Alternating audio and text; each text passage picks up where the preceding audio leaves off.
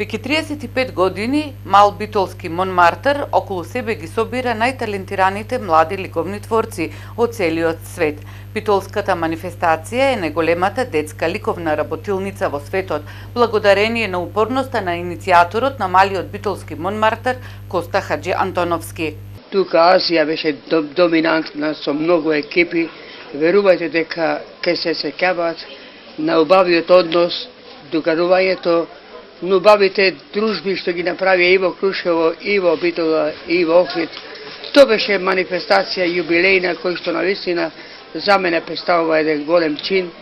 Да се празнува 35 години, за мене 80 години, 60 години работа со деца, тоа е големо признание. Освен млади ликовни таленти, има и квалитетни ликовни педагози.